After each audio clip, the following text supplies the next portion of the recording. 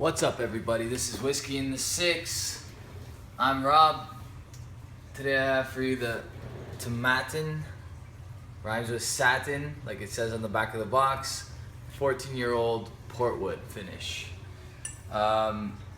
So, over the last few weeks, I've had the opportunity to speak with a representative from the Tomatin distillery, and they provided me some information on this 14-year-old Scotch that has become truly one of my favorites. So I'm going to pour this out and read some of the things that the representative from Tomatin sent to me. Before I get started, I want to just say this is amazing stuff. If it's available wherever you are, go out, grab a bottle. Put pause on the video that you're watching right now. Go out and grab a bottle. It's that good. Costs about $96 Canadian. I'm not exactly sure what it costs globally, but for a 14-year-old, it sounds a bit high, but if you taste this stuff, it's more than worth it, okay? So, 14 years old, the aging process is, I'm assuming, similar to the 12-year-old. The only difference is, for almost 2 full years, the whiskey is put into Portwood pipes, all right? These Portwood casks are casks that held port wine for 50 years, okay? So a long time. So they're old barrels, but they've been saturated in port wine, and it really comes through in the sweetness and the velvety texture of the actual whiskey. It's nacho filtered, no added color, bottled at 46%. It's exactly what we're asking for. So, all right. I'm gonna read some of the things that the distillery has sent me. This Tomatin has actually recently changed their bottle, but for whatever reason, Ontario hasn't received the new bottle. I'm not sure if the iPhone will pick up the iPad picture, but as you can tell, the bottle has been made a little wider. It's probably a little shorter. It's got more of a sleek, modern look to it, whereas this is more the standard old school style bottle. Still very nice, still very sleek, but I'm curious to see when we're gonna get the new bottles in Ontario. The distillery was founded in 1897. Let me just double check that. Yeah, 1897. I think a bunch of years ago, two Japanese companies bought out the distillery to become the first Japanese-owned Scotch distillery. But the quality, it's there. They're a fantastic product. Okay, so I mean, Japanese whiskey's crazy in the market right now, crazy expensive, crazy sought after.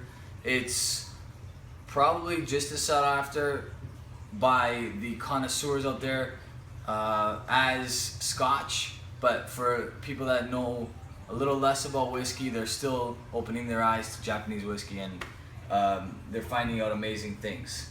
So, like I said, this has been in port casks for 2 whole years. All right, so your normal finish on various bottles is usually less than a year. So this is 2 full years. So it's had 2 whole years to have an impact in that port wood. And you do notice a big difference between the 14-year-old and the 12-year-old. And the 12-year-old is amazing stuff too.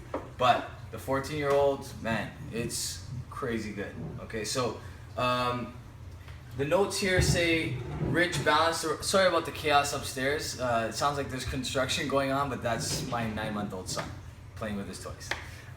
Anyway, rich but balanced aromas of red berries, sweet honey, and rich toffee develop into aspects of light fruits and nuts on the palate, and an abiding finish of smooth fruit salad.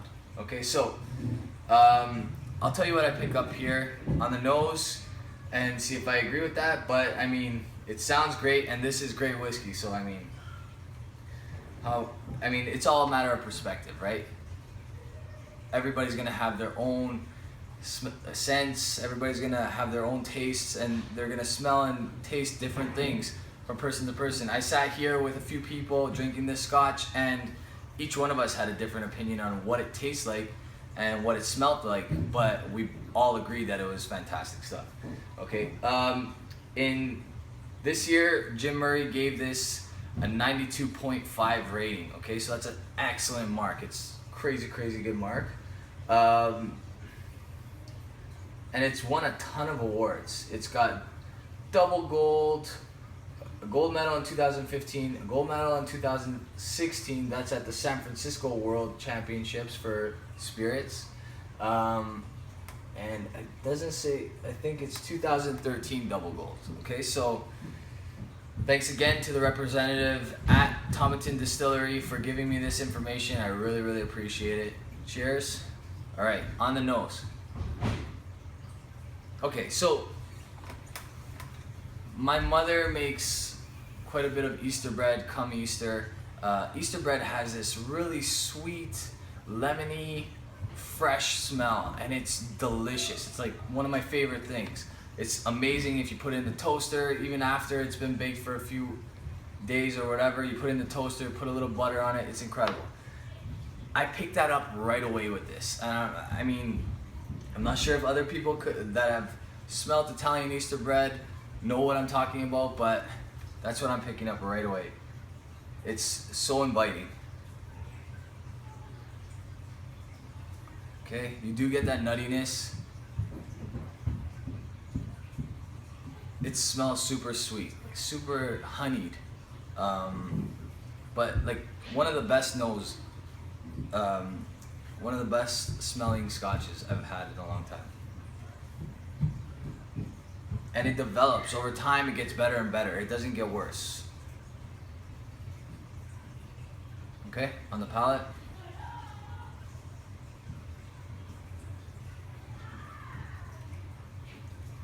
Super good stuff. Okay, it's very thick. It's got a very thick viscosity. Super sweet on the entry. It's got oakiness, but a very pleasant dry oakiness. It's got that nuttiness that is described in here for sure.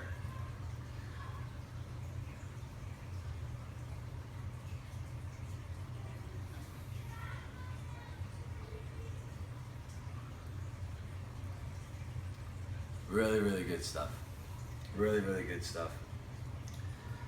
I'm amazed at how good this is, and like surprised that it took me so long to hear about Tomatin. I don't know if the reason why this tastes like Tomatin just has such a signature taste compared to its cousins and cousin distilleries around the Highland area, but I think it's possible that it has something to do with it being the highest distillery in Scotland at 315 meters. All right. I don't know if the thinness of the air up there produces a better whiskey. I'm not sure. I have no idea, but it's incredible stuff. There's chocolate on the palate. There's a little bit of coffee. Sometimes that coffee taste can be interpreted as dark chocolate. It's one or the other. Okay, I'm not gonna nitpick. It's maybe both, but fantastic stuff. This is a solid A for me. Okay, like I said, 96 bucks, but it's worth every single penny spent on it. All right, so an A. I want to talk to you guys really quickly because I'm gonna be doing 3 Canadian whiskeys coming up. I have the Glenbretton Ice Barrel Aged Whiskey, the Gooder Hammond Worts 4-grain, which I've been talking about doing for a while, and the Caribou Crossing. This is a Sazerac Company whiskey. This was one of my first whiskeys that I bought